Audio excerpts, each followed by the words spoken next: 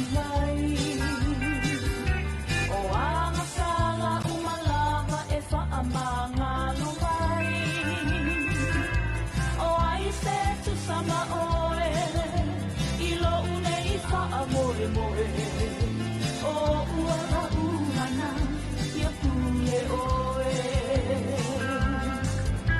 Wa o mautino Yesu o oe o te sinufa iyai. O ang sala umalama e faamanga lumay. O ay setu sama oe ilo une ifa amoe moe. O uala unana ya pule oe. Yesu e o oe alo umalu apapa. Lo ula pitanga lo upulu mga leta lita ibu aku ama mafai ngata. Leta lima na o ila utetalo. Iso se taimi maso se aso. E tu maulo na fia fia e le suia. Yesu e o lo umalu apapa. Lo ula pitanga lo upulu mga leta lita ibu aku ama mafai ngata. Leta lima na o ila utetalo. Iso se taimi maso se aso. E tu maulo na fia fia e le suia. E tu maulo na fia fia e le suia. E tu maulo na fia fia e le suia.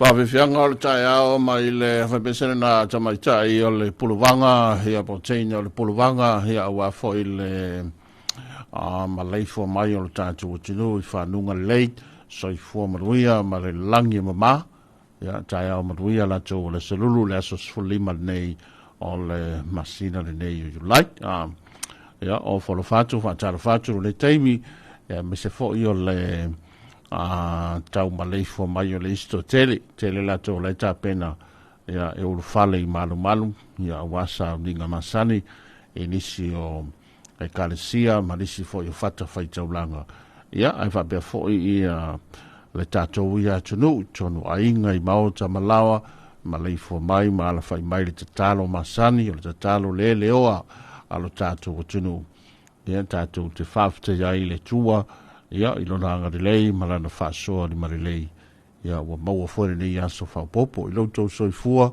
maro tātou wola ina ua tuana i are nafi ia wa maa ia tufo i le ai fo da macha na mo se atu le pongsa mo atu le pongsa ia sa ye no tātou tino i malo longa i le po ai manatu o le te la fo i wa whenga i Malaysia tāpenanga ia wa lewa lata i le tāleono ia le taimi fo i whatulanga ina ia e tuina atu ai le tātou sauninga lotu ia po le tātou whainga lotu e pēra masani ai ia pēr tāleono nuinga o tulanga masani nawa umano le tanga vai o le tātou malo tuto tasi so o tuai ma le tātou sauninga lotu o le tātou sauninga lotu le tātou nei ia o tāpena ina fo i le a whionga i leo staulanga po le auna le tua ia le whionga i leo staulanga i moea i seu bifam ia o leo staulanga a le kalesia an li kana i le fifi pabena fo i o na tāpena ina ia le whionga i moea i seu remen bifam ia mai le kalesia an li kana i malifa ia wa i tulanga la tō e leila foi o na tātou o i tala masani ia ma upu masani alo tātou o tino tātou te mua mei ma tātou sā ia ma tātou moli foi la palapa malo e le tua i lona ngarelei a wa o aina ilu ma talu ia tātou te aulea mai ia ma taunu mai foi i le nei foi tai o manuia ma le nei tai o fau ai whatala whatu, ai whoi o mai mo mai, e le ngata i so staff o le tunu, i am whafonga whoi le siu whonga le toi pi. Ia e whabea whoi lo tātu o tunu o mainga, o au mau so o se vaenga o le te lope, i whawhatu i so se tū o nei laulangi ia o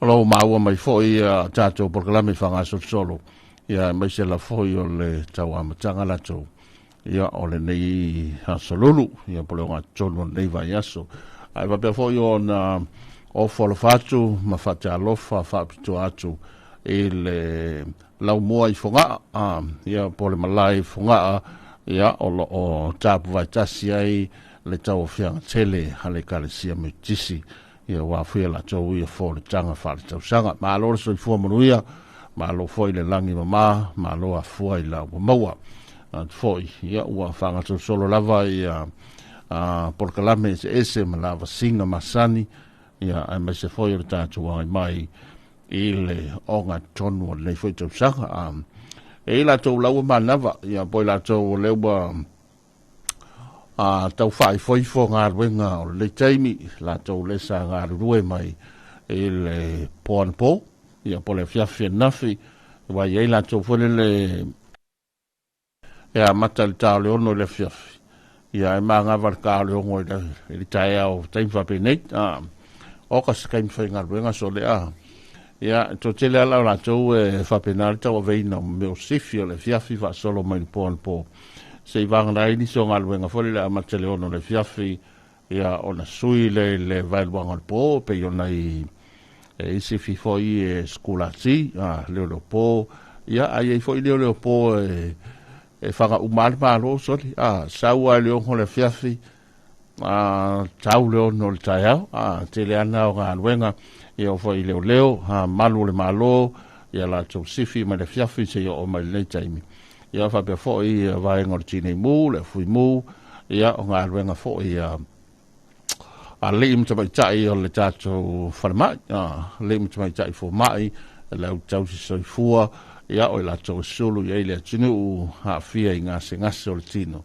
ia ma le tali tonunga fo lele ia o nai taulu ia a wala mai ai le fa malo longa lo tato li ia tau le mai nga ruenga la vei ia ma aola vai ia o tātou li im mai tai fo mai le sa ngā rue mai po si o mai le taimi ia va pe fo tele o isi au langa tele o isi ngā ruenga li PC sua vai ngā o mai va lele lunga wafu ia va pe fo i tulanga la tau fa le tani malo ia tele ngā ruenga ia ai la tau le sa ngā rue mai po ia se ia o mai le taimi o tā penalist o tele o tātou tunu ia mai fo le manatu ia o tātou tai i lava le mga afta wola ma le mga afta usoifua ia i tu sai foi ma le tai o fau male nei a sa fau o lea ua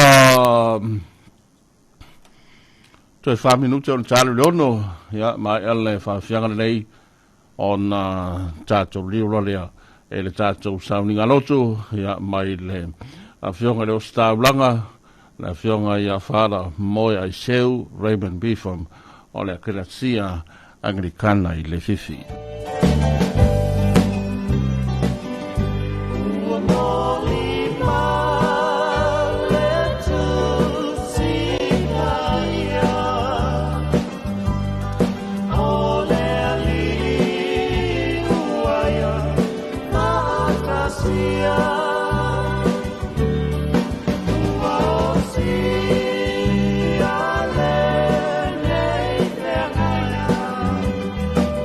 Ave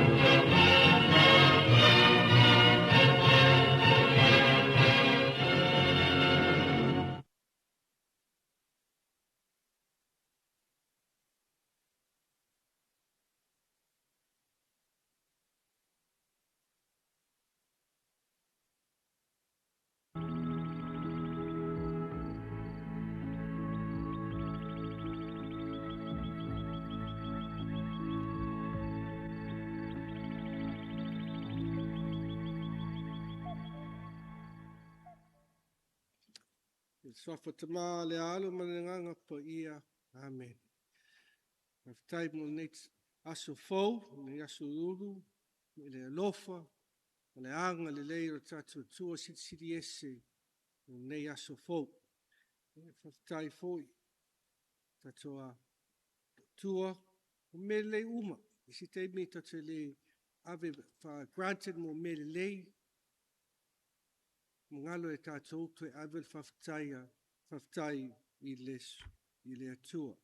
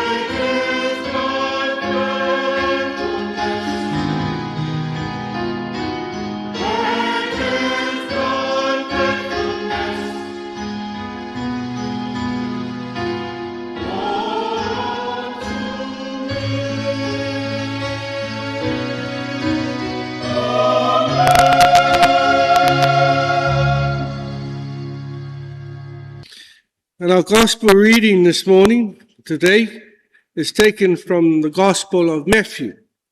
And it's in chapter 11, verses 25 to 27. And it reads, "At that time Jesus said, Father, Lord of heaven and earth, I thank you because you have shown to the unlearned what you have hidden from the wise and learned.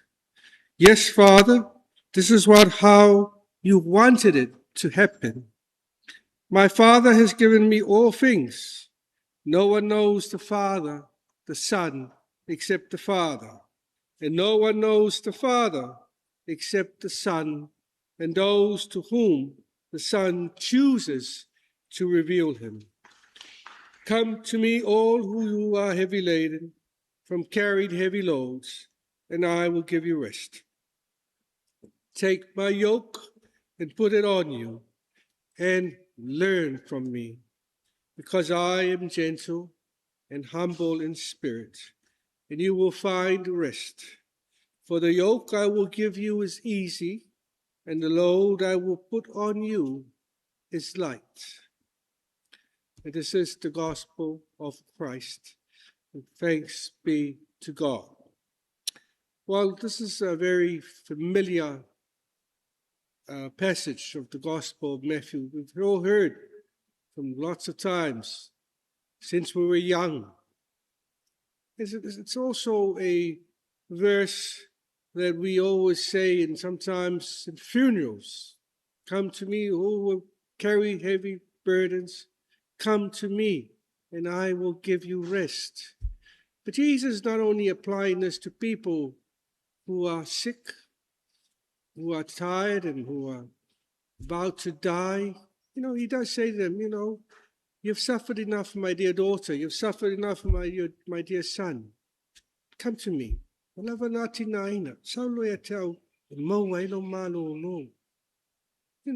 That's what Jesus is saying.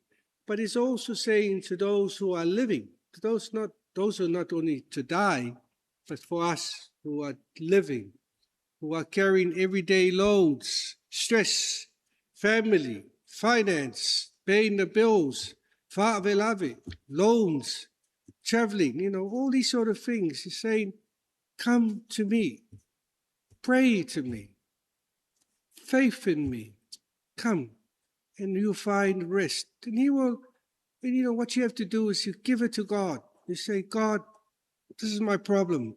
I put it in your hands. And when you're ready to deal with it, then you deal with it. So we cannot force God to say, can you do this for me now? Please, please now. No. You give it to God, and God will solve your problems or help you solve your problem in his time. But the main thing is he says, come. And if we don't go to Jesus, we don't go to God and say, please, this is what I need, I need help. And that's why he says, come to me. He says, come to me. That's what he's talking about. Don't go, you can go get help from anywhere else. There is people who can help too. But, we never must not forget Jesus. Go to Jesus. Go to God. But you must go with faith. Because without faith, prayer, they say prayer goes up to heaven. Your prayers can go up to heaven, but faith is the key that opens the door to God. So prayer in faith with thanksgiving are the three main things you need to go to God with. So that is our message today. Pray with faith and with thanksgiving. Loving God, as we come to another day, we thank you, Lord, for this Wednesday. We thank you, Lord, for all your blessings so far, for the middle of the week. May we continue to come to you, Lord. Come to you to find rest from all the worries and the problems of this world. But we also come with a heart full of thanks to say thank you, Lord, for all that you do for us, from very beginning until this time, may we always trust in you and believe in you, because you are our God, and you are a God of love. In the name of Jesus Christ, we pray. In the name of the Father, Son, Holy Spirit. Amen.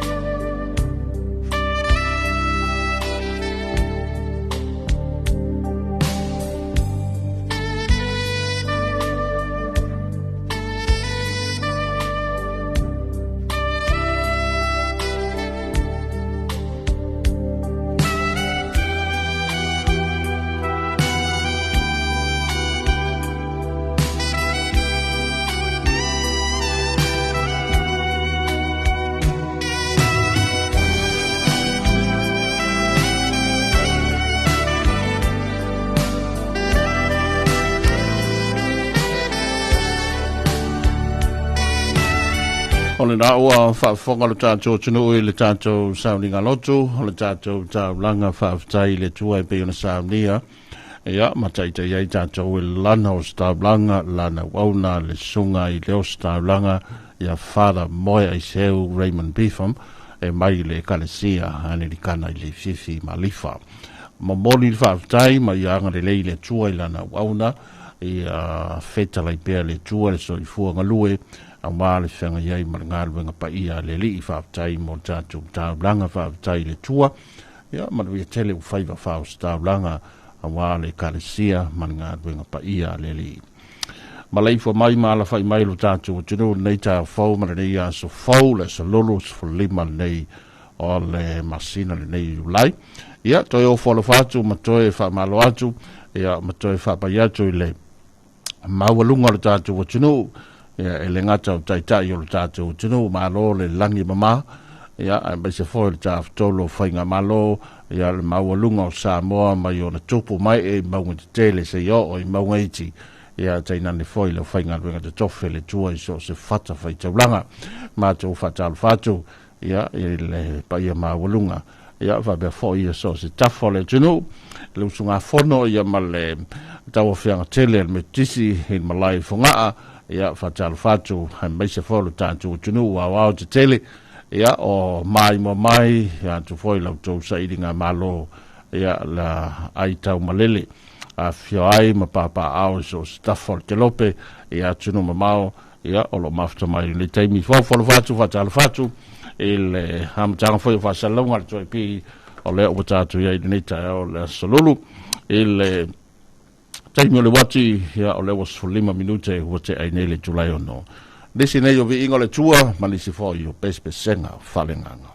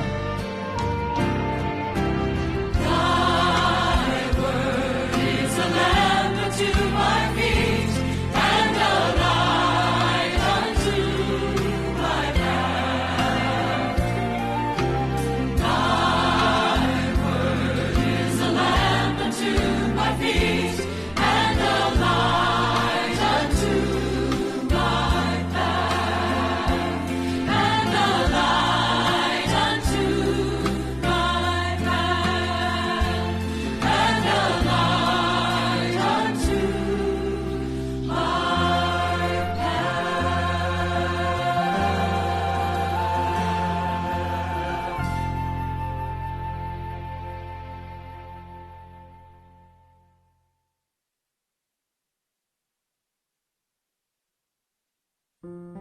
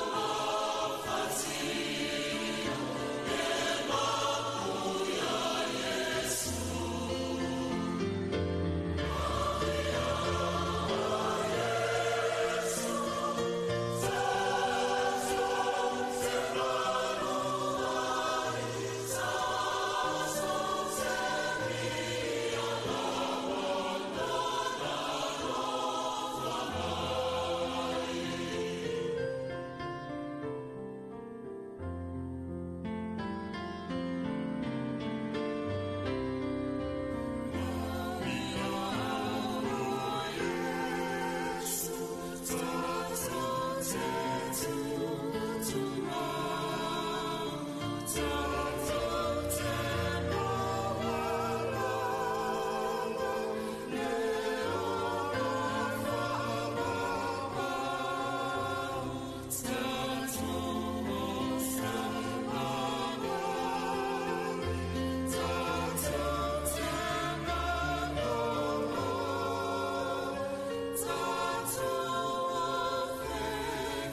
me, sing,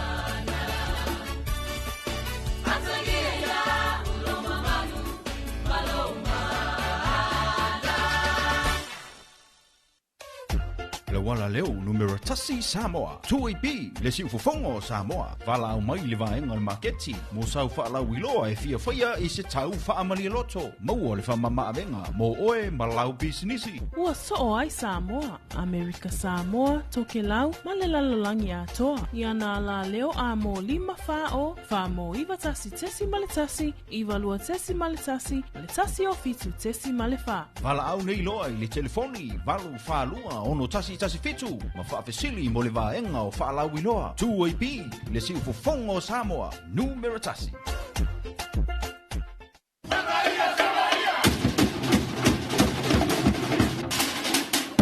Olo e whaafafonga i le tautua le 2AP, le si ufafonga o Samoa. Iana whaasalalaunga i le 2AP amo 5 whao. Le 2AP whamo iwa tasi tesi ma le tasi, ma le 2AP whamo tasi o fitu tesi ma le wha. Whaafafonga i le si ufafonga o Samoa, le 2AP.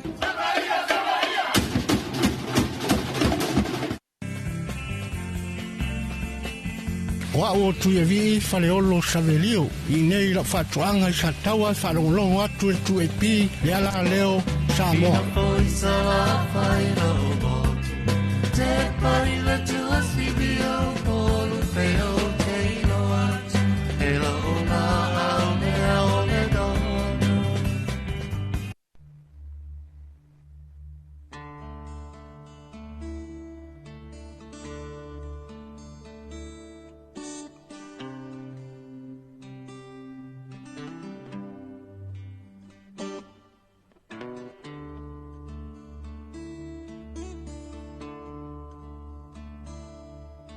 Ele se ato I le nei o langa Ai mai sepe a fotua I o soleanga Punitia eleita Ala umole malama lama Me fatawa a atapuni ele manawa So ne malilo totawi masu yetu Wupuleina ele filio na yomanatu O misala uva ai Wa ineilo na talatu Au le toe sinye na te pui malilo na fatu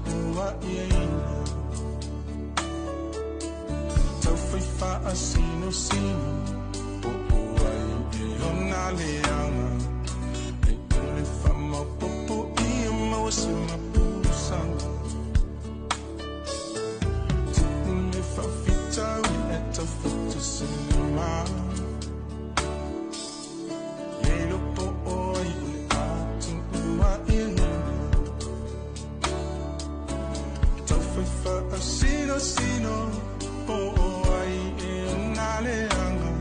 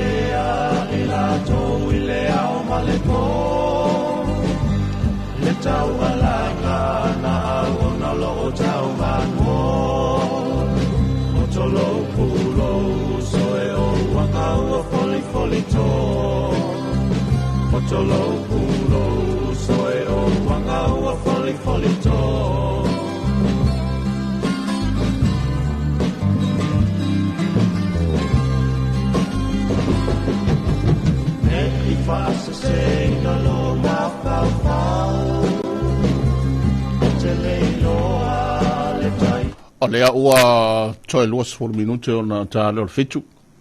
Ele whawhong mai alo tātu tunu mai atu nisi o vei ingo le tua. Ina ua mai atu foi maua te ailangi le fitu tali matangi. Ia mai le tātu tāulanga mamoli. Ia mai le os tāulanga. E pe ona e pea whai o la tau le fitu a maua mai. Pea whai la tau le fitu a maleifua mai. Ia maala whai mai. Ia ua whapenao na motu atu foi le vasa su i ngā ula nei le papa. Ia e peo ia upu le tātou tāulanga i le tua. Ia e peo na saunia. Ia e le ainga sālevi. Whai lea ma tāpena sili. Ia a wā foi le nei tāu fau ma le nei a fau te lo foi ua tau wha ai wiu. Ia ma tau wha ai whaifo nisi o sauninga i nisi o malu malu. E peo le masani ai. Ia nisi foi o e kalesia. Ia e momoli ale tāulanga foi le tua. Ia peo na masani ai mai sei. Ia o le tātou ai te talo masani e le tua i maota malawa i na ua maleifo mai. Ia maala whai mai le to tele. Tātou mori mau, i le nei tai au fau, ma le nei aso fau. Ia ina ua tuana i ale nafi, walu atu foi le pōngi sa malolo le to tele. Ia o le nei wa tātou toefta ia i le mga afta wola, ma le mga afta usoifua. Le tua i lona mataptia, ma lona mātango fie vi ia le ali. O le aso lulu nei, i le aso sfolima nei o le masino i blai. Ia manatu foi ua a matao na whengai le isto tele mata penanga. Ia awala foi le toi foi ngā ruenga. Ia poni se foi a onga leu a mata le neva yaso. Ia a mese alu tūlanga masani. Ia ele ngata o ngā ruenga. Ia a whapea foi. Ia le telo nisa vaenga lo pisi elu tātou tunu neva yaso atoa. Ia fiai ia le taua fianga a le fonatele al mutisi po le konfrenisi. Ia o folo fatu fa felo yatu ma fa talo fatu le mua I fonga ono tapu vai tasi ai ia ale patinga la tou I fengale ngale inga ia wa I le tulanga la tou I kalesia ia mlana foi pitola au o le fa tala le lenga ia I le kalesia metisi ai fa pe foi ia so se vai ngolo tatu tonu ainga tonu lu mafioanga ia ma le fe pasia I nei taimi. Ioi. E la tau walewa na hanga I merita ulanga. Ia la tau fo yo le fe ngai ma fe malanga inga nei taimi le vao motu. O le vao usu me savai. Ia ma le vao usu o tu mua nei. Ia ona o tulanga la tau I peo le masaniai. E nisi o savai o no ngā ruenga. E fo nisi malanga mai tu mua nei o no nisi o fo le tanga. ia malisi o mata upu ia malisi la foi o la vasinga e fatulanga leia so lulu ai fai o lewa maua sau i puti sa malu tai hao ia manaia usu malwa nei mago malisi to tele le tama mo mai ma tu lo mai foi por clame foi o soi fu maloroina e fale si vai to tele ia tama foi le siva fa malostino ia ai foi la tau e anga i mai e sa vali li tai au e malu tau matango fia lo ieri tatu o tunu se i tatu kilo a hui i le tala leo le tau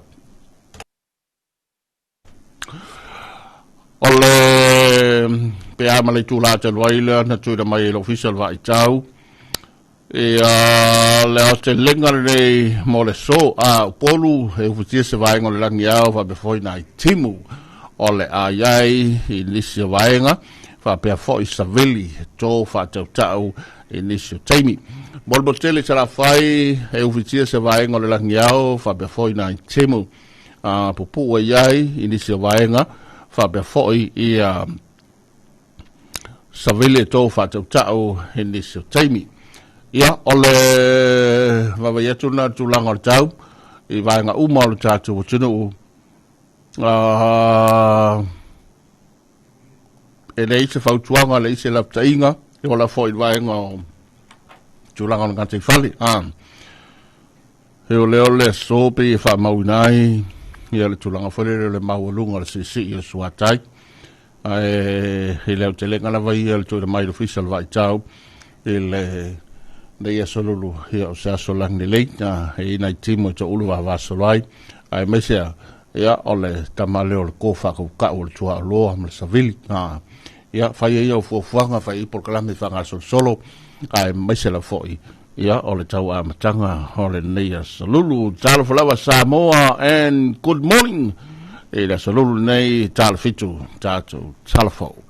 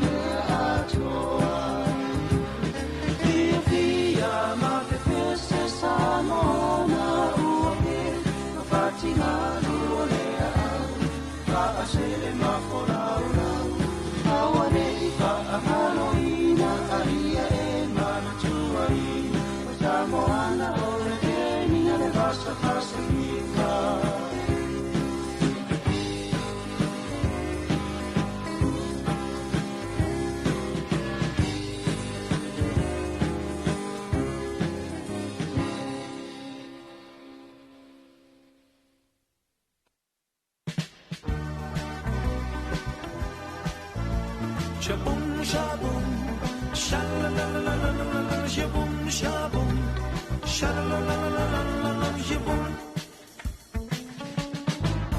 Saulau Tene Samoa, sei e tatino mai, e Talofa e apele ai. Hina leo tawanau, funai lo mafau-fau, ai le tawane ai ita sefa tatau.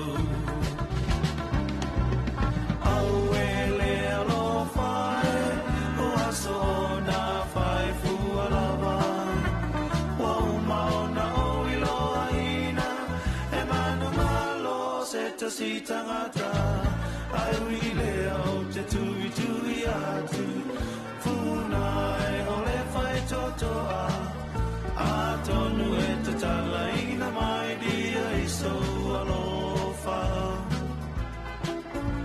shabum shabum shalalala shabum shabum shalalala shabum shabum shalalala shabum.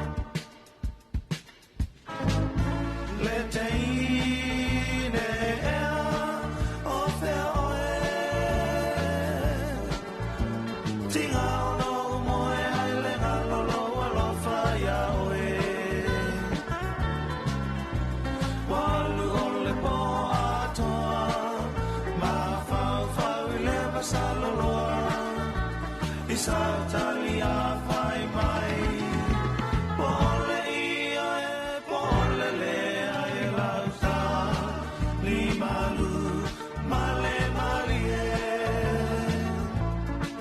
la bele moni lo fa fa silie shabum shabum shalalala shabum shabum shalalala shabum shabum shalalala shabum Savali means come for a walk. Tala means too much go. Talofa means I love you. Take it easy, fight, let move. Wamalio,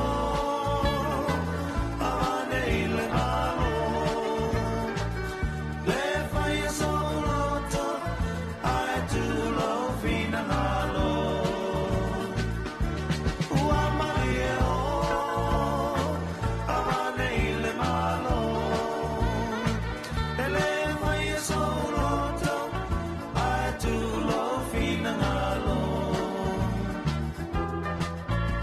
Shabum shabum, shalalala shabum shabum, shalalala shabum shabum, shalalala shabum shabum.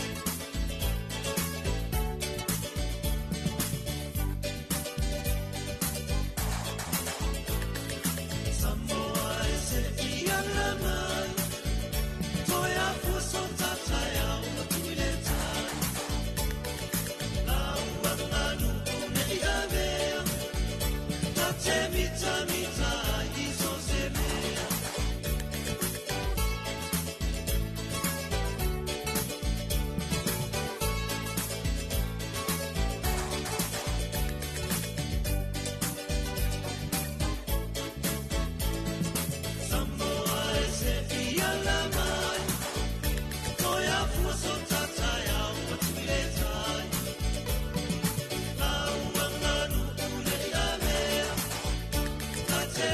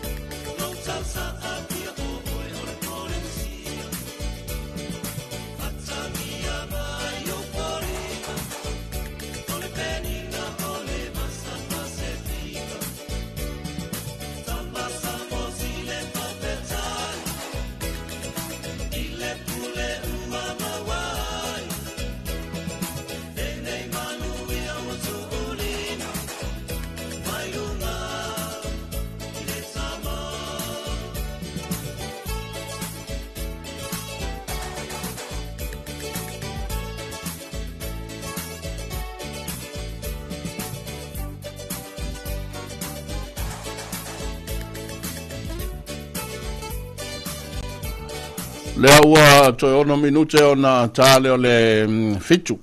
Tale fitu, hona tātou li liu le mwhawhonga mai le tātou o tunu e tātou talafou. Saunia le vaenga o talafou o le toi pi ia mai le poto o tū o lo tapena mai e tātou talafou he le tau nei. Ia o a whaini vaenga sa whaatino e whaini ngāruenga tau longo la tau o le vaenga o talafou. Ia i te tūpunga o le taimi hia mo le tātou malo le wha ngai o inga o tātou o tunuu, ma le tina enga o tātou o tunuu, ia i tūlanga se ese le tele o ngā ruenga o whanga solo. Ia e whapea fwoi tonu whai, ma whai unga whai, ia o whea ianga ia i le taimi. Ia e mese fwoi nisi o mta upo se ese, e whapena fwoi o na poe maua. Ia ma whaatino ma iei ngā ruenga la tau, a le tātou vaenga o talafou. O loo iei talafou leo taunu mai, ia o le whawhonga iei hia pa tāle fitu le tau nei. Manatu usul o tele, le la foi o na whai malie, ia i le hai mai le tau langa te lo foi e mo ni ai le pisi tele, le tele whanau o lai whale, le tu ual ni a whanau. Se wangai niso a onga le ua whanga solo, e o fiai le tātou niso vaenga le NUS, ia ma niso a onga le ua mata. Ai o le to tele, ia e whatua e umai le vai sofou, no winga. Ia tau le pisi tele pe ona mole mawina. Ila ngai mai le amatanga o nei vai aso, te la foi na ia i whai maali o to tele, ia o le mesili o tāua, o lou sao ngale mu, ia ma lou to fi maali mai a tau i lei ia o fuafuanga, ia ma le taimi foi a matai ngā ruenga. Tāl fitu, ia o le whawhonga le talfou, ma le vai ngā talfou.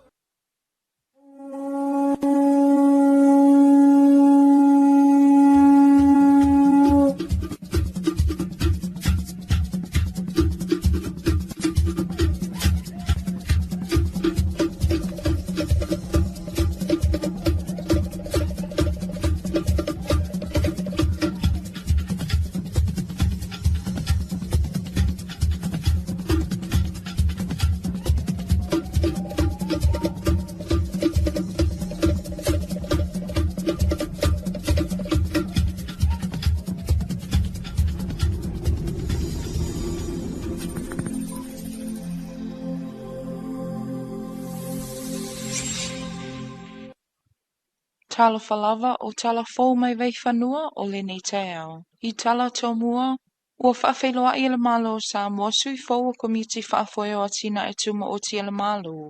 I se polo kalame whaapito ai lo lātou whaamasani, i ti utema matau whaioi.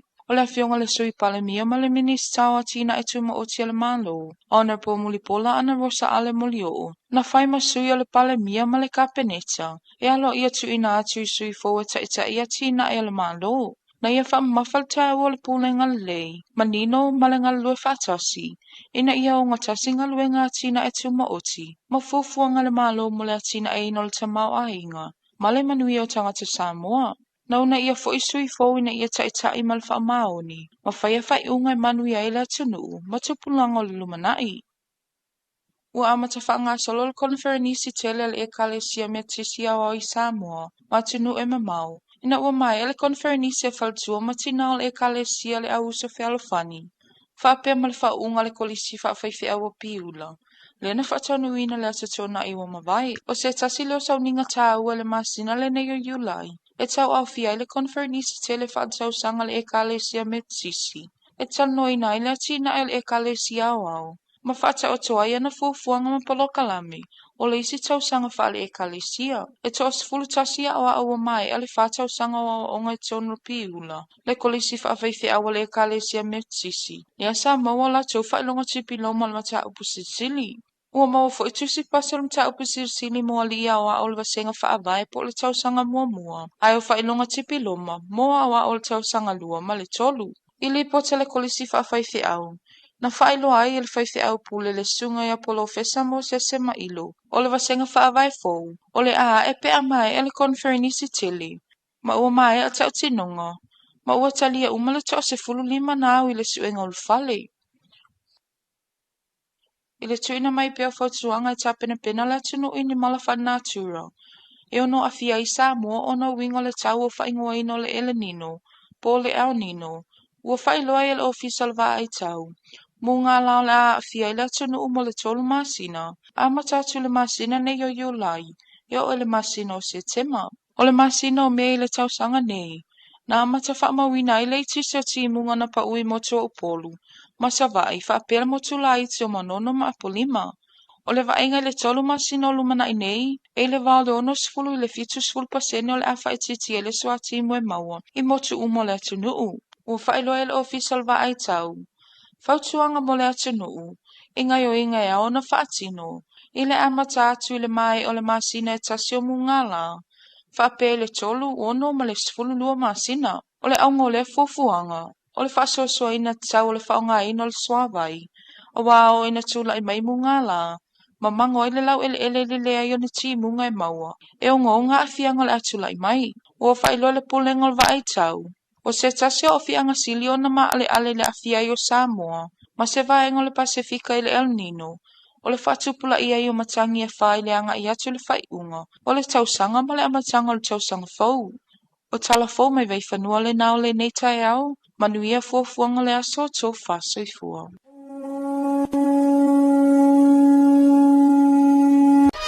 Lima fasi fulu amo, ai maua i whai vanu ke le whewhela wasi papo. Iai te mo o tō i teini o fuafuanga ma teini o whaingata.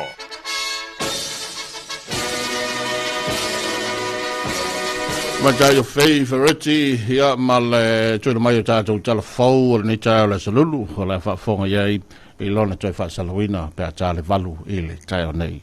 Nisi o tātou besbesenga ia ma musika le tai o. Matangi wa pisanga tanu manu ya le malanga o sa o sia umana wa e sa wa malie o maua le mafie o bele wa matango fie o Samoa e o tele matanana o tetile le maasalafa Matumua, o maua siatai, o bele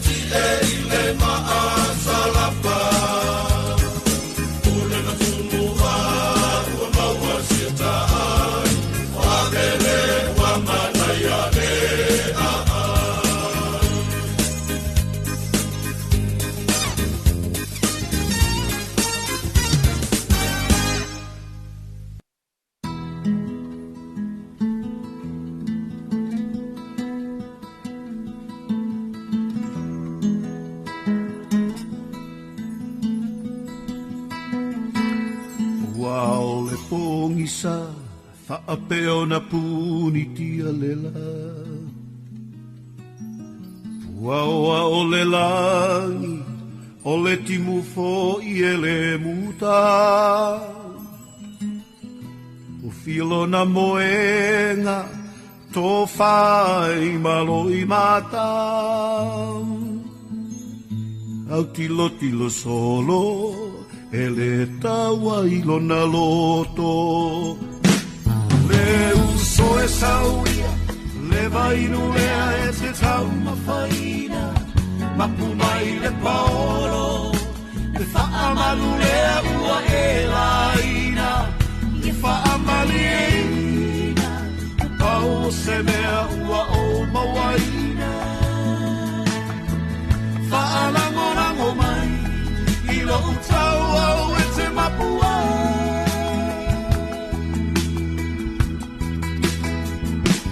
Kamoda le tia ai Se fulu se ne se hifa ala vai Po ole ato fangu Pela vai se papa mafu Amu ia la salo Mo file mulo na masalo salo Se ia lo famai Olo muola wale mafai Le uso e sauia Le vainu lea e te tau mafaina I mapu mai le paolo Le whaamaru lea ua e laina Ia whaamari e ina Mo pau se mea ua o mawaina I whaalangorango mai I lo utau au e te mapua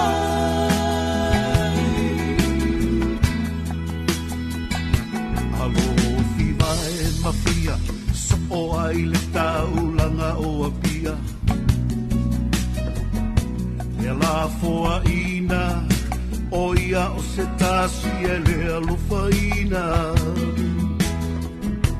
E masai sai O lava lava e le taina Puno masavali Le se upu e fai mai Le uso e sauia Le vainu lea e te tau mafaina E mapu mai le paolo E whaamalu lea ua e laina Ia whaamali e ina O pau se mea ua o mawaina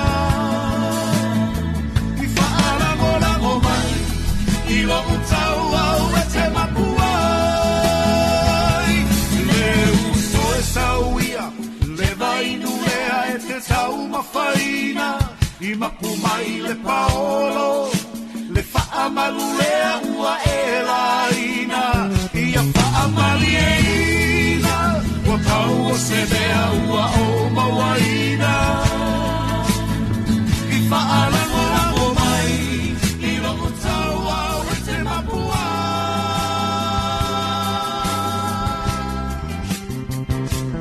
Le uso e tau ia Te vainu lea e te tau mawhaina I makumai le paolo Le whaamalulea ua e laina Ia whaamalieina Pau o se mea ua o mawaina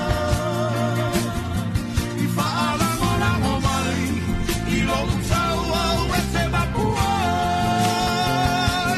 Le uso e sauia O le vainu lea e te tau mawhaina I makumai le paolo Le whaamalulea ua e laina Ia whaamalieina Ka pau o se mea ua o mawaina Kasi na o si fonga mātango fia o le tai ao mai a whana na Jerome Gray ia ma le whawhiwhianga le nā o lo tau au e te mapuai ka o io ia I nei tai ao ia ua usul tō tele whiangai fwoi le isto tele wa I ngā luenga le wa mata wa mata ni so ngā luenga I pe o le masani ai e ngā luenga mata le tāle ono le tai ao ia whaso solo ma le tāle fitu le o te al fitu ia o te lo le isi vai ngā tele uru tātu o tunu o lai whiangai ma tāpenanga fwoi e tonu a inga I tonu mauta malawa ia wa bea fwoi lau fwoi whātu angala tō lau osu tāo nei o le tātu la mai mo mai fwoi ia ma whaafonga se whaaponga le tātu li poti ma le makete whonga lei ia e pei o na masani ai tāo salulu ia luna winga ia o staimi o na mau mai fwoi lea ia o tātu tala mai le makete whonga lei ia o le vaenga e masani o na ngā I le tunu o I taimi uma e ne ngā tau whaataunga e meise fwoi ia o tā penanga wha moenga leo whai o loa leo whai whaatau ia e meise leo whai whaatoanga tele me mata tele le tau mafa ia o lo mōre mawina e nei te mte loa ngā o sina vaenga lea ngā I mari maketi o tua I nuu mafio anga e meise leo fwoi tono o tātou vaenga ia o la lava e whau masoloi le tele o tau mafa ia e pe ona mōre mawina an tātou e nei vai tau le ala mau mai telefonu tau nei pia whai le sa e whaafonga I telefonu tau nei le whapea mai le whaulunga ma le ufisa fwoi o le tātou ufisa le vai tau o le tātou I se vai tau fwoi le whaumi umi o munga la la winga ia tātou tālu sia ona o lea e tu ina mai le taimi a mata tu le masina le Julai ia whaasolo tu le masina fou ia ma o taimi tonu mai o tau sanga te tasi e talanoa mai e mero le whaumi umi o munga la na winga ia o le ai foi ni afianga foi o tua pata tua o nei meo whaumi umi o munga la e tālu sia le lava ma nei le tau ia tātou tai o nei le whai mele official vai tau ia o le ai nai timu ia ma vai nga foi e maulunga ia o le ma uluai nai timu le talenga o le so ia o le aso mate ngofia so lagni lei o le afa mama venga ia ma so antele a wala vasinga ia ma fatu tainga whiangai masu tatu o tulu a whai ua mausa o iputi sau manu tai au ia ta ua tele na vaenga o le soifua taula fo na ise iputi a matai laso ia ma matai nei teima maise o se malu tai au ia ana yo tatu wainga aso lulu mata ngofie ia leo tatu yai nei tai au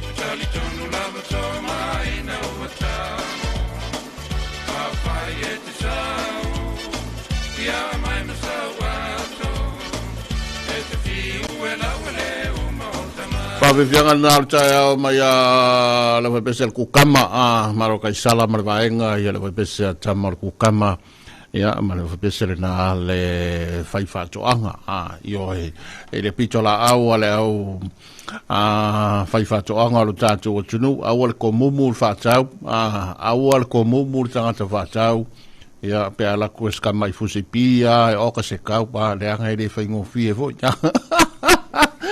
Ioi, o mea na ale tutupu nei soli. E langa la umana ia nei vai tau folili. O te le abua tato wo ia wala fo i he whaona po nei. Whai meo whatuanga i o whalava se paipa whapea se o ngā paipa whapea leisi. Ia whapupu folili whapea. Ia koe konga pisi. Se a koe koangi mei nalo lele. Ele wako skaile lau langi ne wa iei soli. Ia wa whapena, o te la lau a inga wholele.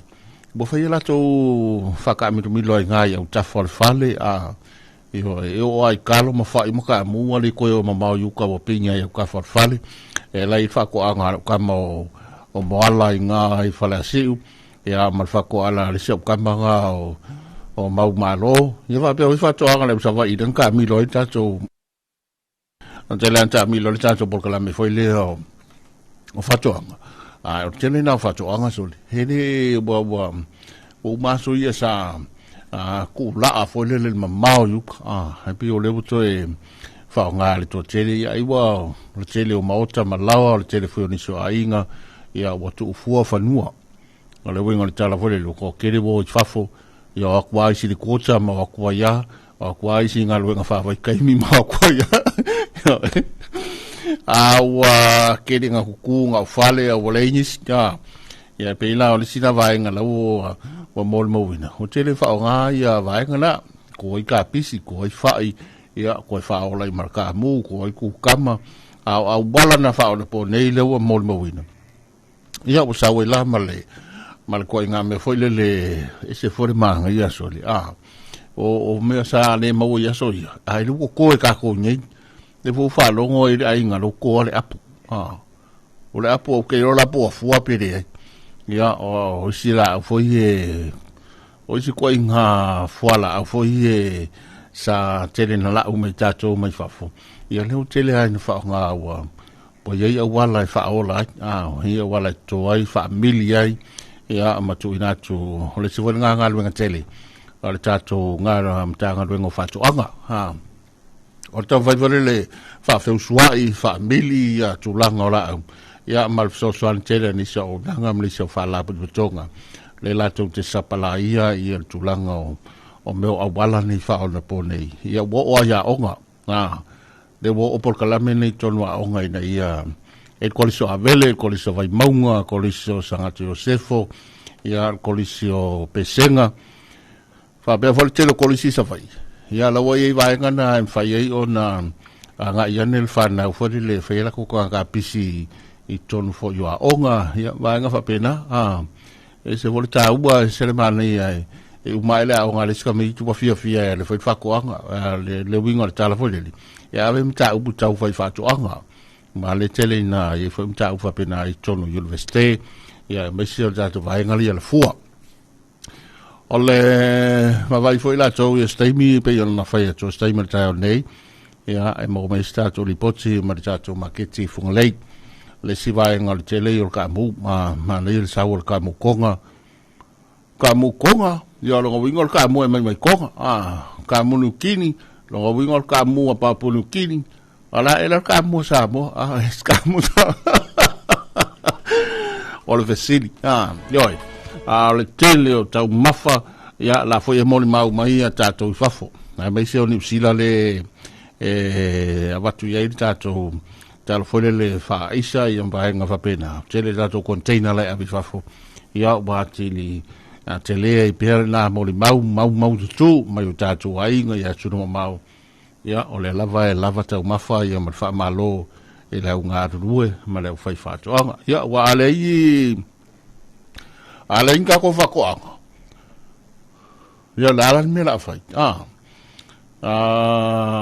te se vai nga fo le sa ta tu sa wa ya so ya wala va se fa ali fu fai ya ma se fa ali fu ulu se fa ali fu ka mu ai moli ki po koko ya tau mafanga sa ka ko va ya so ai malo losio le ma kua ya el tamanga e mki ali koko ya e mki fo le silo makua fa ali fu ulu fa ali fu fai de in sa misi de in fa lawa le in paka ya mianga sa mki ava le malo losio so langi ka ko inki vai mo mal fa spo massima ya ngale ma ya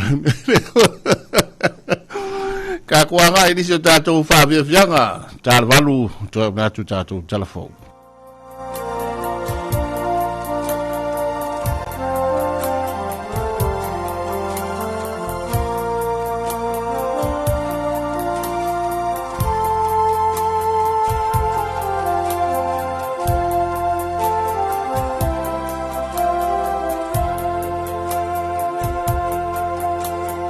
Talofa Samoa na o ia fusia whaamawhanawhana mangi o ani whainga tamani puanga e lofa ngoni e o I leo ti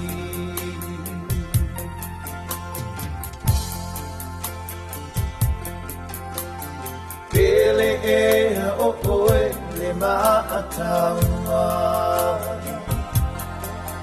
Safo I na mai I le atua Undo uola wala ngona le vai E lofa moni na o mana o iai Le lofa moni na o mana o iai Uan sola atu Uau ua mai iai le patu Oi talo fai I le pele le mana mea Le lofa moni mo oe le umalea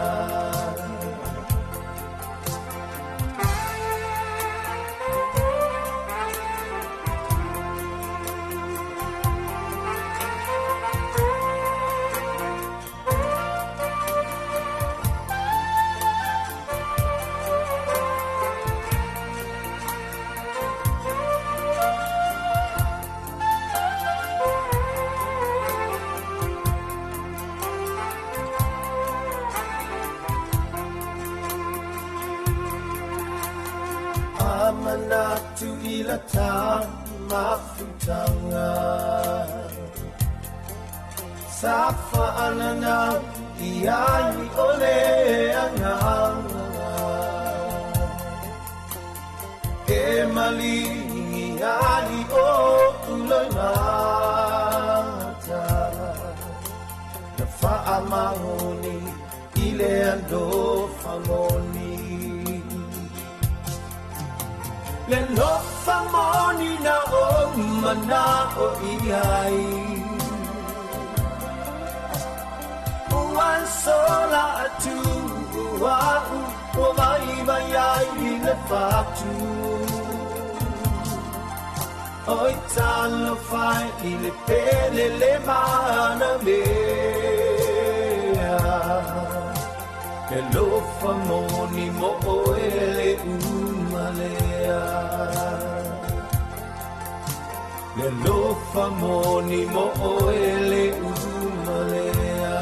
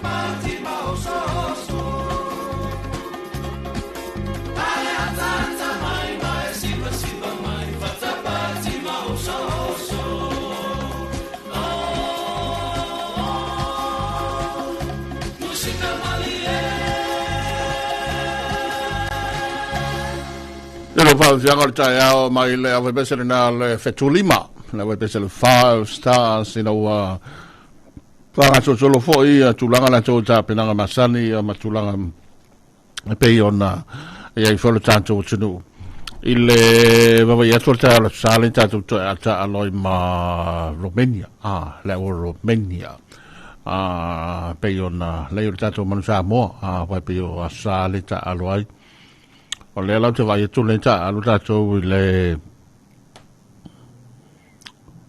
o le taimi na te vai tu I o le afartolu va va le sa tau le ala wa fa pe afartolu va va le sa ia e mane ta longa e te tai kakangi mane longa fa fa au lok ma le ia nai pe o ta longa I vo matu la sa nei ia pa o le valu ka longa ke mi ko wanga lo kwalisi karesia ia malesi fai fai au karesia o le sa o malutwa ia langa lenka ko fai inga le sante nei ile au churcha le la tato ta alo malesi au le a Romania o le fatulanga na o Romania le pito a mulmuli le tulanga luas fulua fatulanga na mai ai lunga le pito lunga lai mo mai Afrika saute so mai ai ma le o pleken sila ia fa solo mai ai ia la ula le Romania le muli la va tulanga luas fulua o tatou le fa tulanga me le temile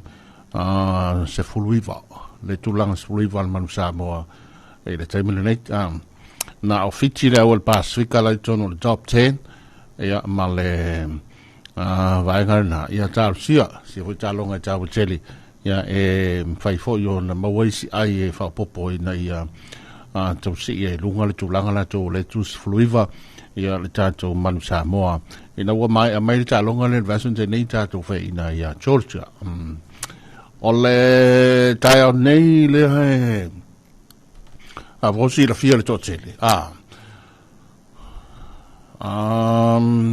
Fea foi le mele. Ale talonga ia li por lang talonga soka. Ole tai au nei le e fai le semi-final mua pe a. E kau kilo a kupo le are ia falani ma Spain.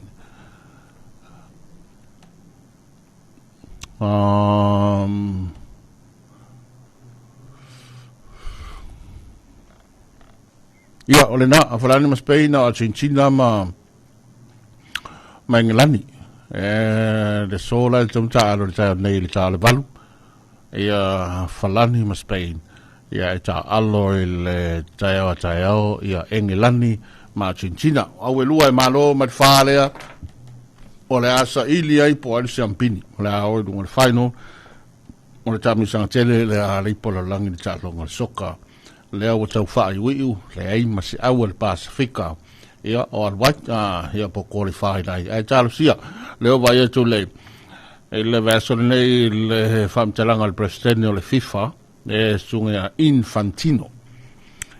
Va pea la la tau fai mai le fase fulu mon tupu fase lua au o tamisanga le soka le nei le au ai tono le o le World Cup le o le a tau fai fole ia si ia tulunga le onus fulfa au mo tamisanga le ipo le langi o le soka ia o lo winga tala noa le lua fe tolu se fulu sa ia wa ka i faga sanga ia mfai le ipo le World Cup winga o taimina ia bonus fulu fa ia awa tono tamisanga le ala ipo le langi talonga le FIFA yo fo ai le mo se ava no se au Pasifika ia e qualify na taim ma le la tele au le ba wa no ia mo le vaingana ala talonga le FIFA talonga le soka ia oni sina vainga tele o le mo mawina ia e pe yo na fatulanga mai de sol ta nei e tau ona ta aloi ia matai ta longa ni semifinals ia wal sai lingon champini o le ta longa o le soka ta valu le ta tu telefon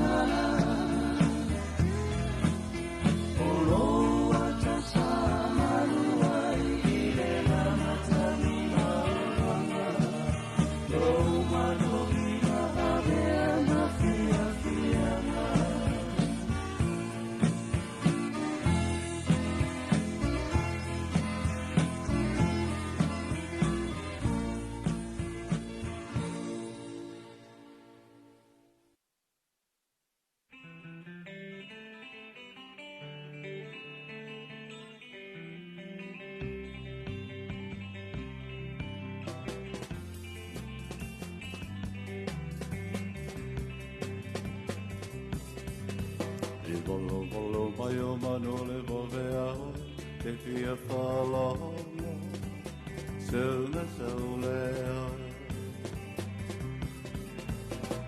eti e nei la upasika ai o sue hena ai la ukaiva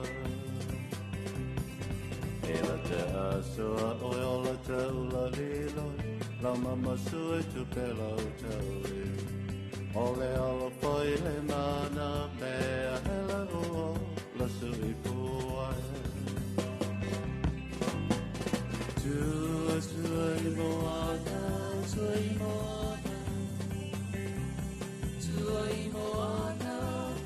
moana tatu hata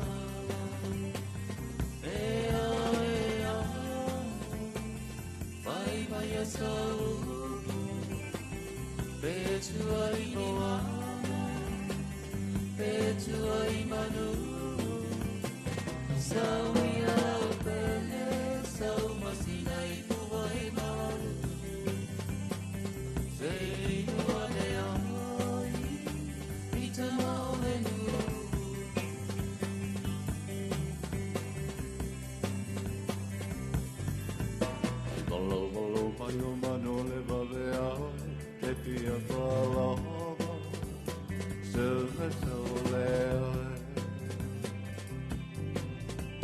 eti ea nei lau pasika ai o suai hega a ai I lau paima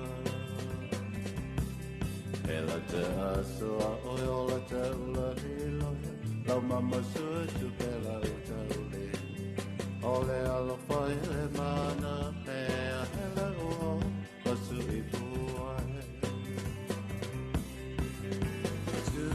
Tua I moana Tua I moana Tua I moana Tua I moana tatu hata Ea ea Mai mai e sauru E tua I moana E tua I manu Tasi o whawhianga mai le awebesel penina o tia whau hina ua toi 5 minute ona tāle walu. Ia, ona toi hawina atu leo tātou talfou pia whai tele I whafonga talfou le tāo nei. Ia, mai le ngā luenga tau longo le vaenga o talfou le toi pi. Ia, pia mai le tātou whawhianga le nei. Mālo le usu le toi tele, mālo fo I le o le sai le toi tele. Leo tele na matani so ngā luenga. Ia, ma le toi tele lai pisi mai lunga le tele. Ia, whai malie nei taimi.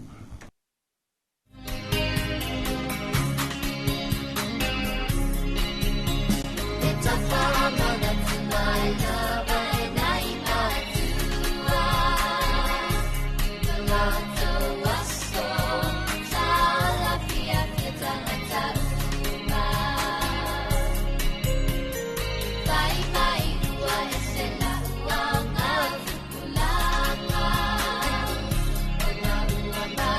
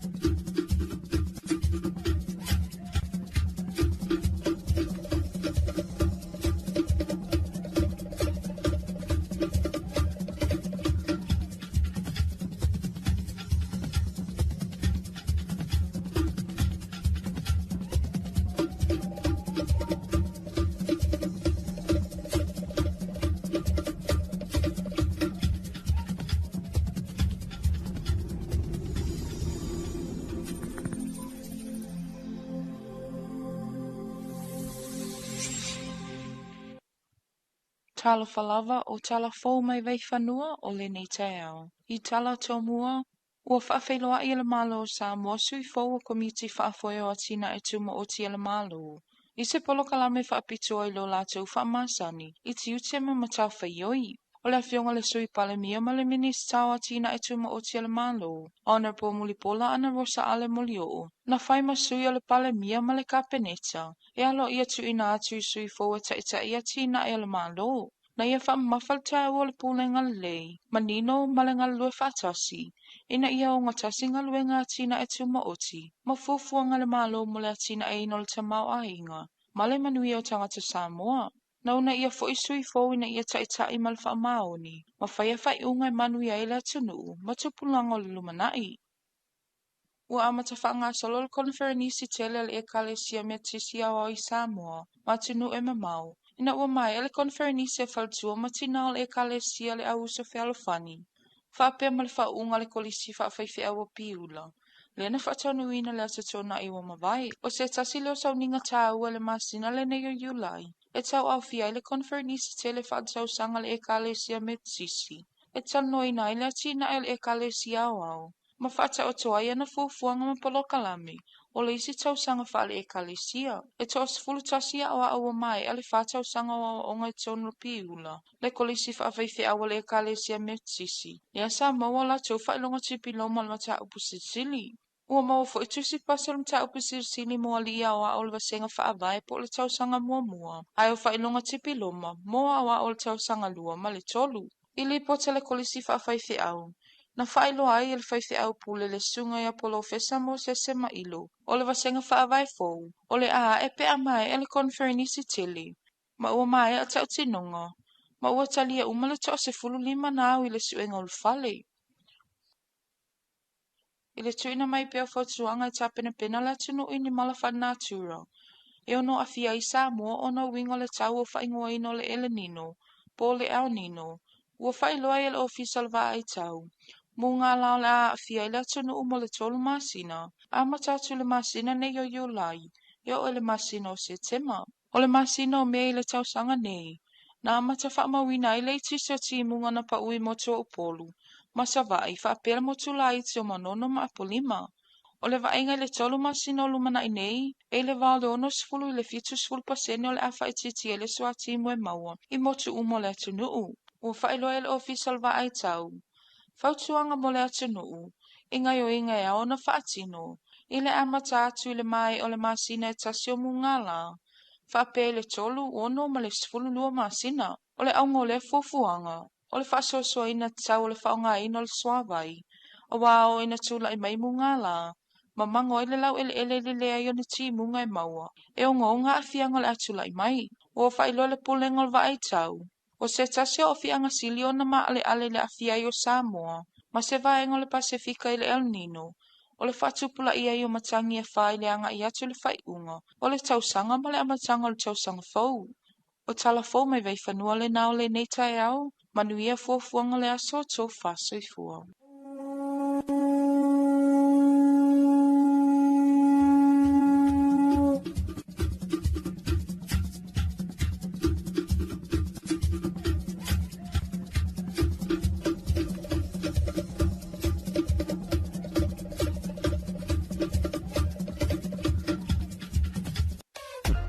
Wala leo numero tasi Samoa. Tui bi le si ufofongo Samoa. Wala au mai le vaenga le marketi. Mo sau wha lau iloa e fia whaia i se tau wha amali loto. Maua le wha mama avenga. Mo oe ma lau bisinisi. Ua soo ai Samoa. Amerika Samoa, toke lau, ma le lalalangi a toa. Iana la leo a mo 5 whao. Wha mo iwa tasi tesi ma le tasi. Iwa lua tesi ma le tasi. Ma le tasi o fitu tesi ma le wha. Wala au nei loa i le telefoni. Walu wha lua ono tasi fitu ma whaafesili mo le vaenga o whaalau iloa. Tui bi le si ufofongo Samoa. Numero tasi.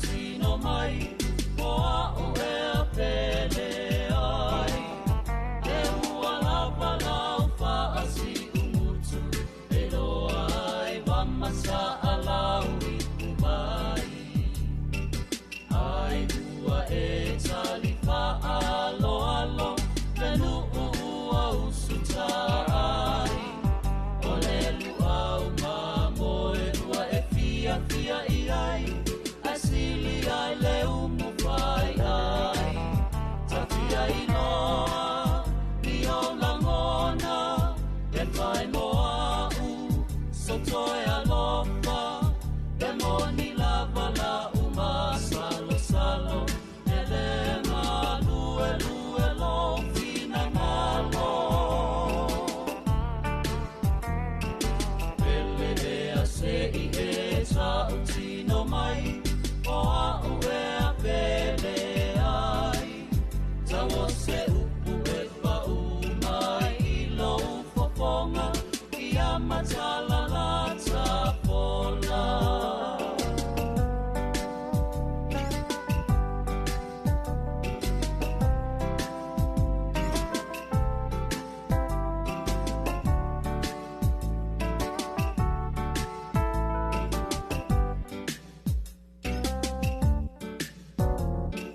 Uangalo ni mo uku o le tau tonga Matata utinonga O pea lea lopana e pola pola Tau pa ule langi I lo si ufofonga Ai tali tonu mai lawa fionga E le wha alua ina laka O moli maulo upatu ato malo uanganga E wha amao ni loa lopa Tawhia I loa I o langona E whai moa u sotoe alofa E moni lava la uma salo salo E le malu e lu e lo fina ngalo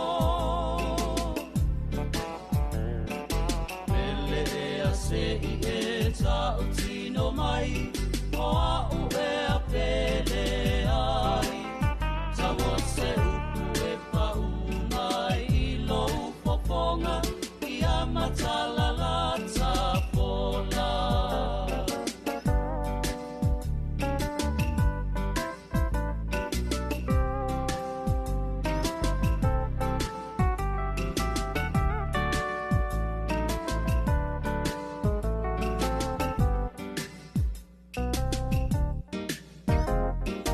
La upele tu upea lo ufi mata E ufi ufi le anga sana O le amana masani ali Ai mai e o atoe I alasi le moana Ua e tasa miloa I le ulu O paangalo mai ta isi Ua pasia la vaola mona malo Ua lofa I lo fia ai fili fili Tawhia I loa I o langona E vai moa u sotoe alofa E moni lava la uma salo salo E le malu e lu e lo fina ngalo Pele e a se I e tau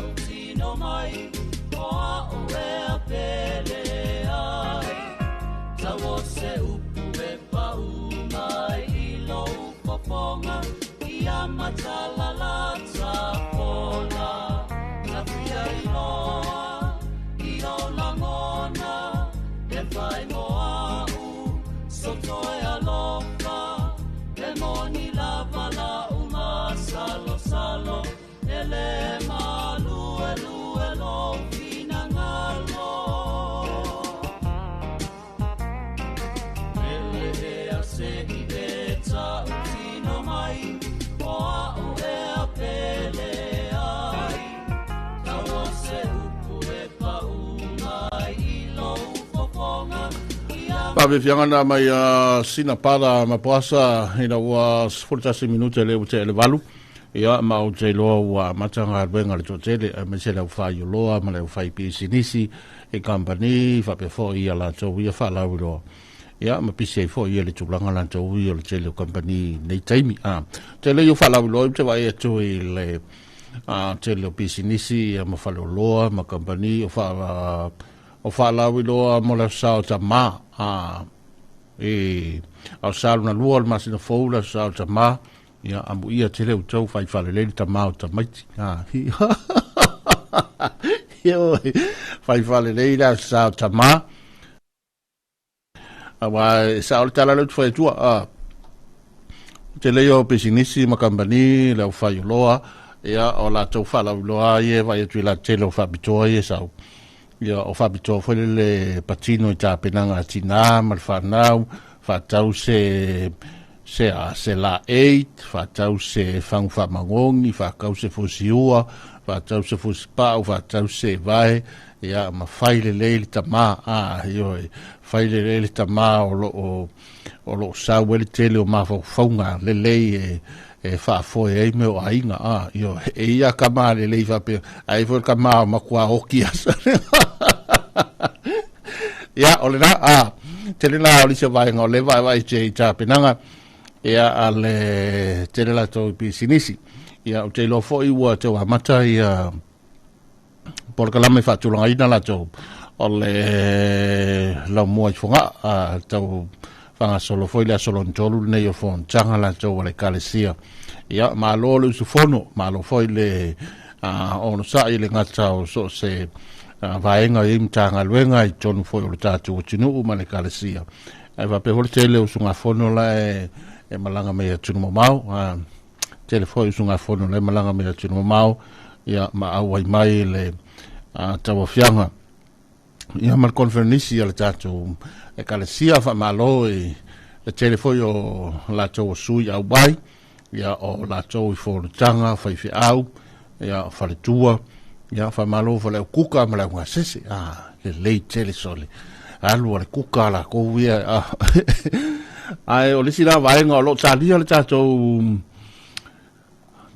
no mai o le tato li poche il maketti ia mai le lo tapena me strenga ta Filipepe ton mo su ia ato mai on fa pena foi le ia on mai mo mai tato o tunu ia ma fa fo me le tato tunu e se li poche o ta nei mai tato maketti linga tai fu le o le si foi maketti o tele maketti foi le maketti ta fusi maketti le fio nga fenga maketti salolonga wa sino u mai se fio nga la ko maketti tele ya maketti le ai nga ya la fai lu mor fale fai lu mane tafala o vai nga le mo wina I tato por la merta nei tonu mai tato maketti msalo le ma tonu mai ya ona tu le tato le pochi maketti le tato nei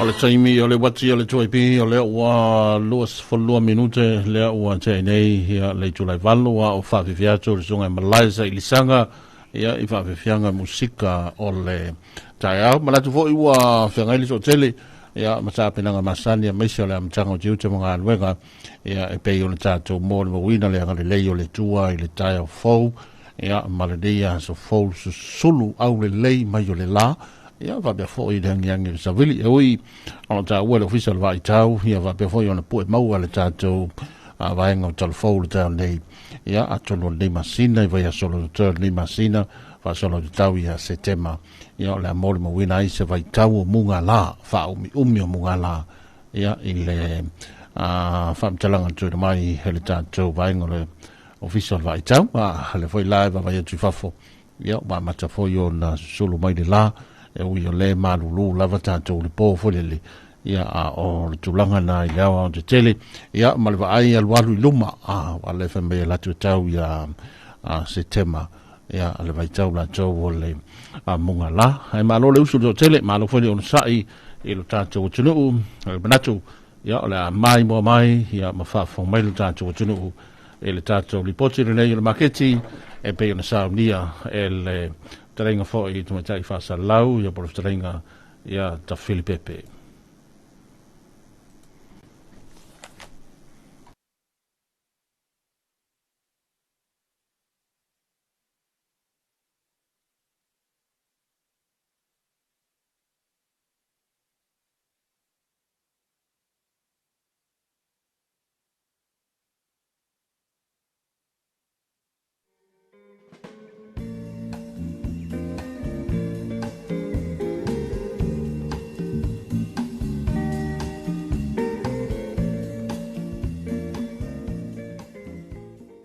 Ia e fifia lava e toe whatalofa atu ma toe whawhelo i atu i le swafa man malo i sukeriso le nei tai au i le mawanunga man pa i o se tātua tunu ua mai se le whaafonga man sila sila mai so o staff o le nei ke lope.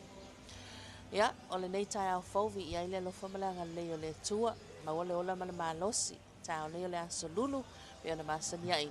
Ia le tātua reporti atu le tātua maketi nei funga nei. Ia e fifia fo i le ua whaatasi mai.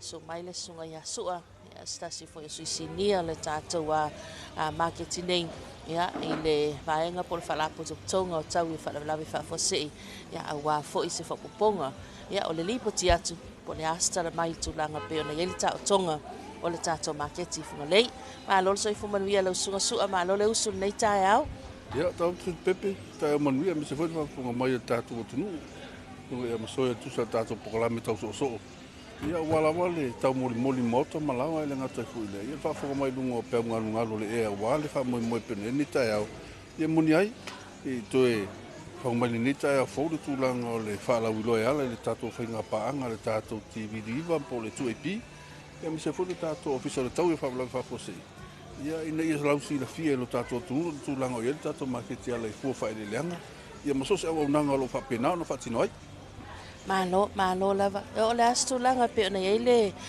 tau tua lua sulfai tu la tato maketi lo sunga sua. Ko vidi pepele o fata fale alu tau tua lu sulfai tu la tato maketi tatala lu sulfai tu la. Io o le lava lo fai fa tino o tau nanga me tau tua. Io le mele a fa fo mai sa mo. E te le tau masalo miele tu langa o lo wanga mai. So se taimi so se tu la.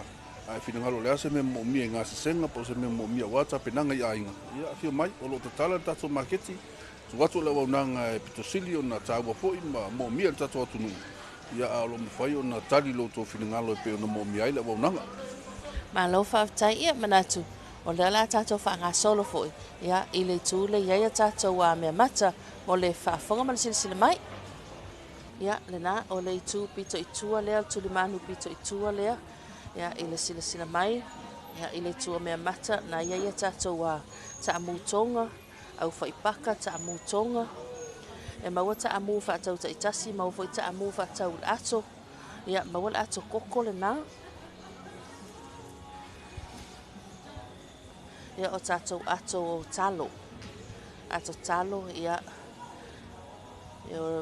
le lol vaenga le masoe po le me whaakau a kole ako po le me wha o le i fola kau kalo a Ia e vai atu le vanga le pe foringa mai wo ona faise fa taunga fa le ia ngale fa tali lo le ka va le lo fu e do ia le nala o le sa o la na vai nga ia le wa mai ona fa tau tele ia o isa tato atu talo ia lele i fola ato uli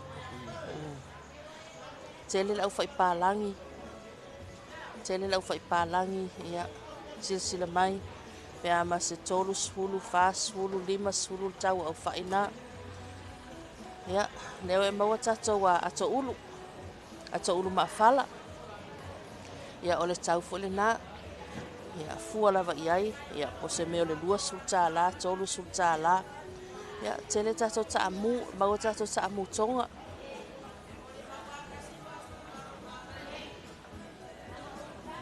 ia silsila mai matua e tele ta amu nei tai au ta amu tonga e tolu sulta la tau ta amu na e silsila mai ai sulima ta la ia ta amu le na wo o toi tato me pueata lima sulta la na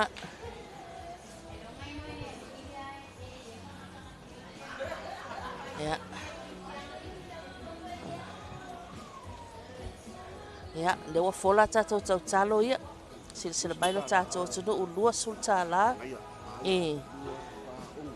ono talo ia talo feololo ai fa talo la po fa sa o mai o sulta tolu sulta la le tato tau talo ia tolu sulta la tau talo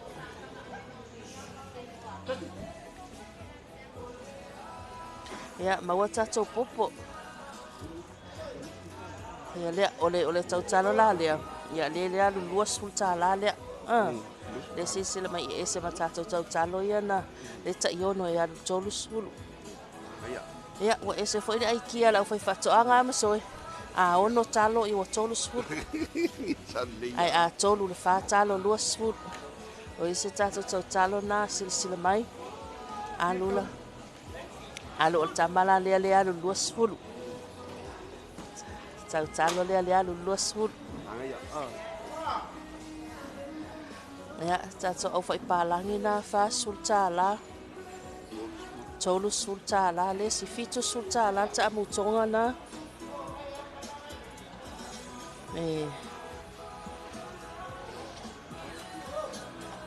fa sulta la au faina ia mau mal fai pulkam ia tele la to ulu maupo ole uwea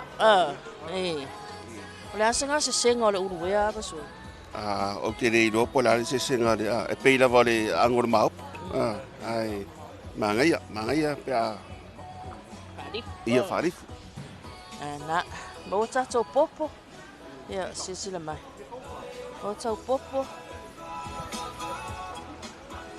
ia tato tau talo na lua sulta la tolu sul ia oi la le lima talo ia tala po manai na tato ato popo ia po se meo le tolu sulta la o le lua sulu tolu sul ia wa isi ato popo ese o isi ato popo sulu ia popo o isi ato popo tolu lua sul popo lewa mawal tato ufi wea amasoi mana yal tamale fe tawi mal fono tawi mal conference kamale le koko ia la le mawal tato ufi koko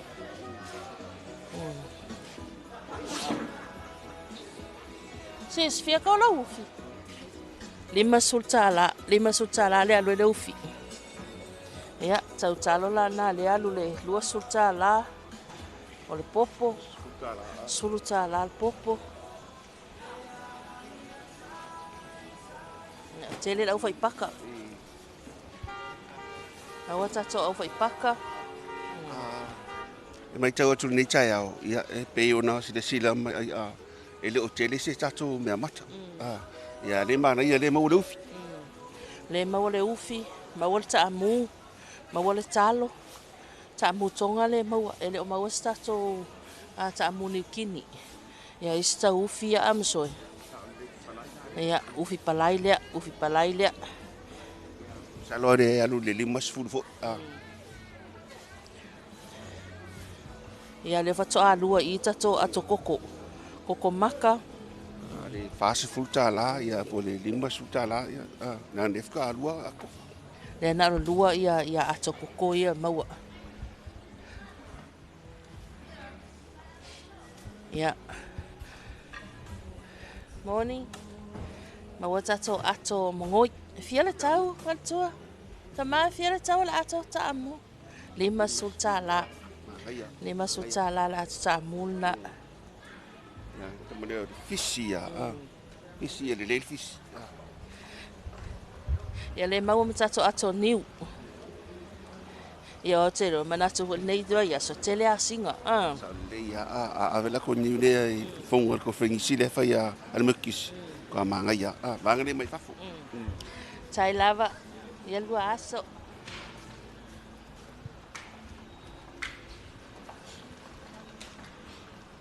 Ia. Isi tato tau talo na. Lua sulta la. Tauli. O le talo lea talo pakeka. Ai lua sulta la.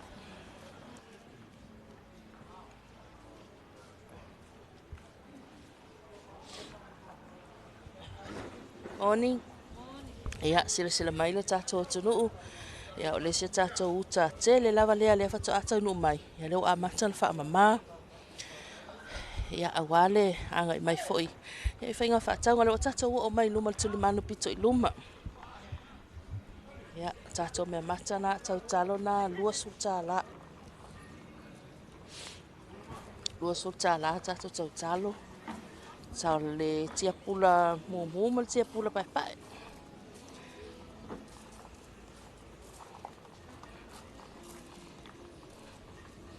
Awa matato popo. Tele popo. Eva. Ono popo tau popo. Ia o le ato luma lava lea. Tato maketi sa tato tau talo na lua sulta la. Ia. E ona sila mai ai. Tato ato popo ia. Te ilo ale tau ale sulta la lua sulta la. Tato au faia Samoa.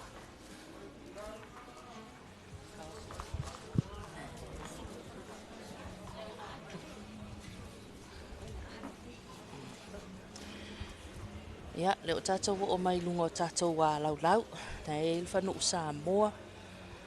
Ma nei la po o kamako lai amasoi. E tau I le ma le supu. Fai pula. Le ua telefo ia tapenanga mo le.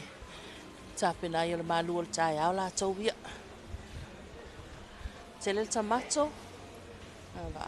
Anai ani. Ma wale apa Israelu ko koe wa aia kure kamale o soko. Kamala le ai falai.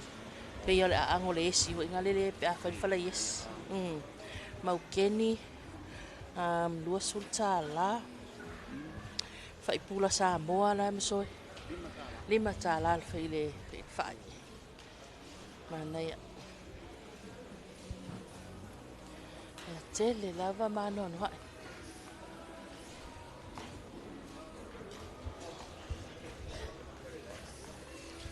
Ka ko fai le aso. Ya, o tato uta fai na la fo tau no mai lima sulta la. Ono sulta la. Au fai palangi fitu sulta la au fai la po a. Sila mai. Fitu sulta la na.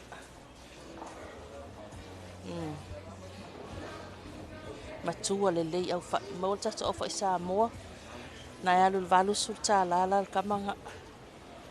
Valu sulta la au fai Samoa na mau man misiluki. Lima sulta la.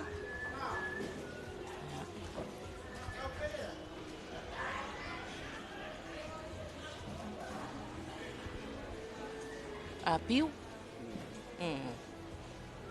Ia, lo maua tauanga, tele tauanga na mai tau nei tai au, tā penanga. Whai pura pālangi o ka loki. O lea e maua ka mako lea la po a lea amasoi. Ka mako polo vodi. Tele ti polo, kukama, isa la elu. Ia.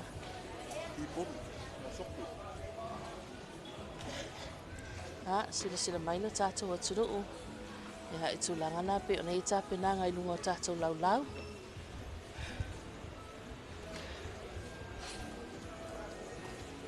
Hello, Sir Prado. Slow lava. Ia, tātou o tātou fusilu au. Fusilu au tā lale fusilu au. Slow lava.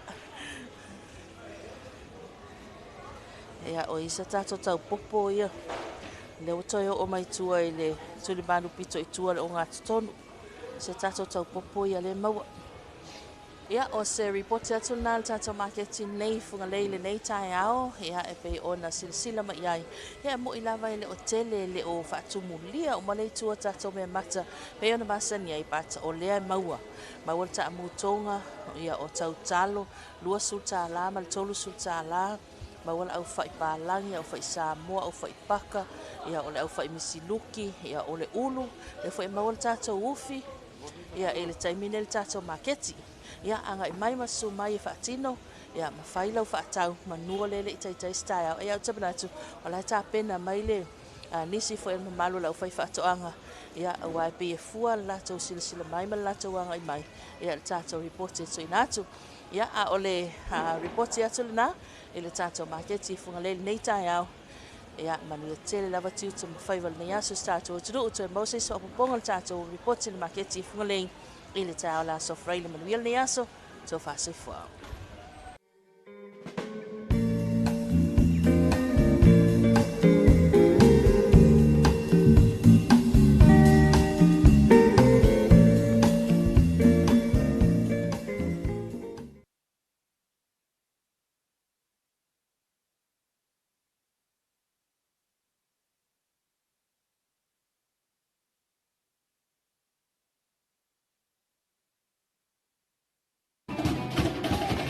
Le tu AP whamo iwa tasi tesi ma le tasi. Ma le tu AP whamo tasi o fitu tesi ma le wha.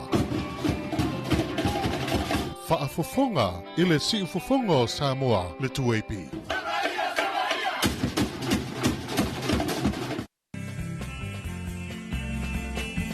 Wa o tu e vi fale olo savelio i nei la fatuanga i sa taua whalonglongo atu e tu e pi le ala leo Samoa.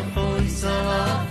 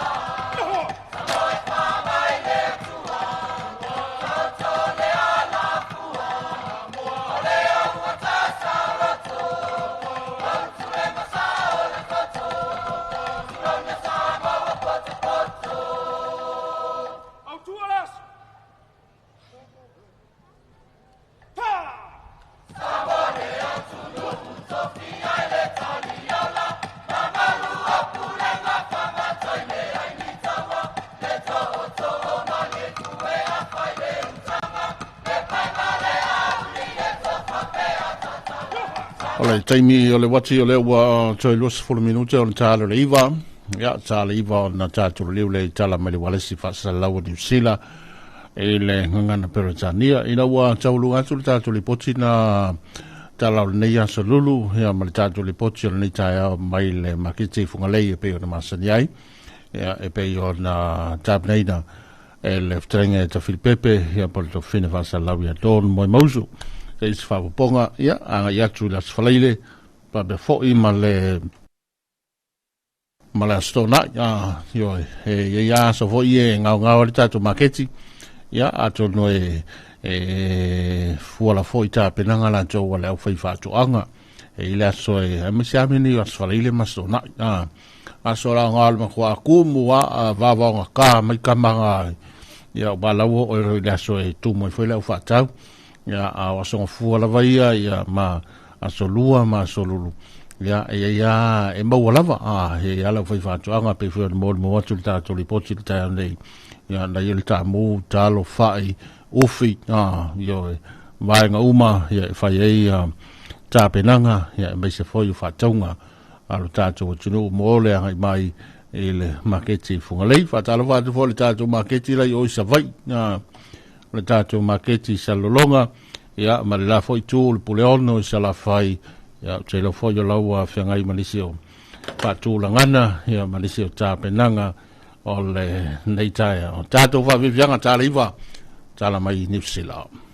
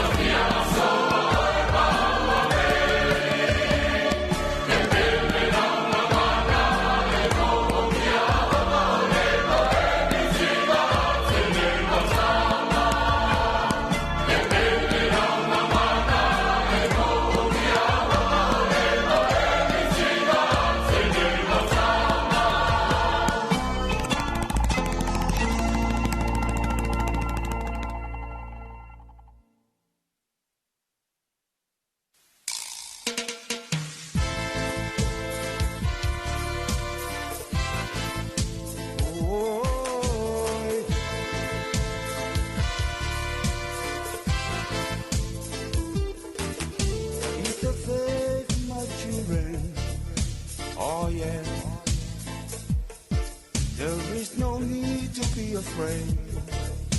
Oh no. You see, many people them are living in fear, waiting for the world to disappear, blaming each other for all that ails. So what you gonna do when your computer's failed? Electric light may not last, so please slow down and look to the past. Oh yeah, yeah, yeah, yeah. All right. There is no need to be afraid. Oh my children, get the faith. There is no need to be afraid. Oh my children, get the faith. There is no need to be afraid. No, no, no, no. Hear me now. Hey.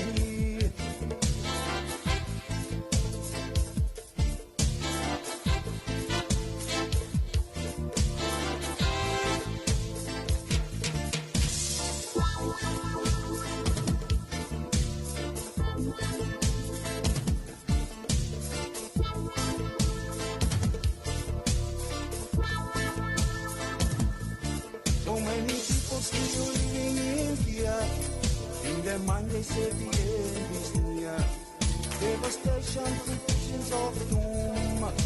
So pick yourself up, don't fall into gloom. There is a place for each of us. We all belong. Stop and slow down and keep the faith strong. Oh yeah, yeah, yeah, yeah. It's alright.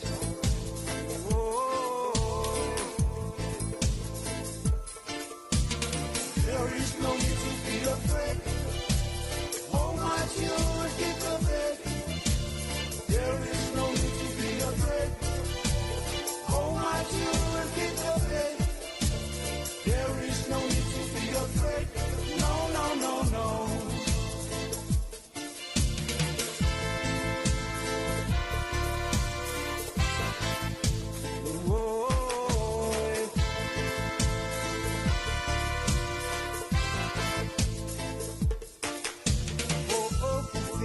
Life are free, like liberty, yeah, for you and for me, oh yeah.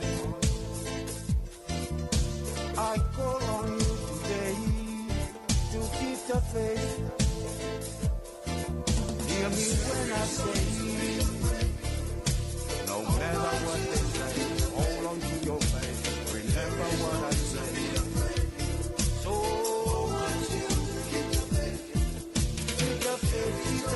keep the faith. All right. Keep the faith, my children. All right.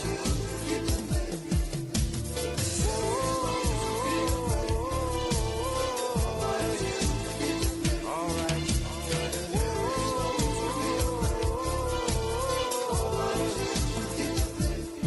So keep the faith, keep the faith, keep the faith. All right. Keep the faith, my children. All right.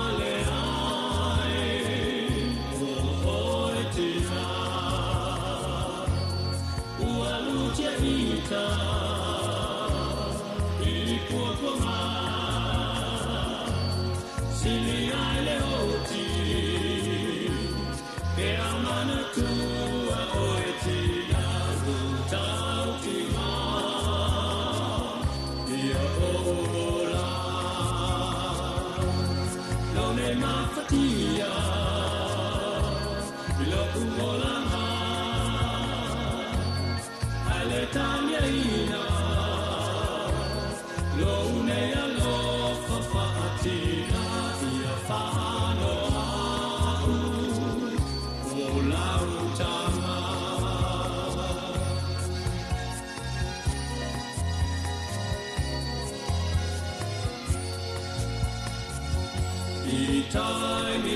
O le taimi o le wati o le wato e ono minute o na ta leo le tula e iwa i le amtanga o leia sa lulu to tele tiu te mga wenga ia wa be fo i o na tawile lava fo fuanga lu tātou tinu i lo ngā tono nei vai aso ia mani mātanga o fia le vai atu fafo le sulu mai o le la ia mani mia tele ia fa moi moi o le tātou tinu i le wala wina i le fale ma le fafo le tai ma le uta ia po fe lava o ava enga o le ata ape ma fitalo loa iai ia le pa ia o le tātou tinu ia whamulu i tele le tua i whātou teinga ma lava singa fōnu tanga ia ai meise fo i o le tāpo inga alo tātou tinu talia le tāla iwa tala mbai le tio whawa malonu sila o taulunga le tātou Talofa Samoa se isi whapoponga i le taiao a taiao Whaifu ua e musu totongi tupe o a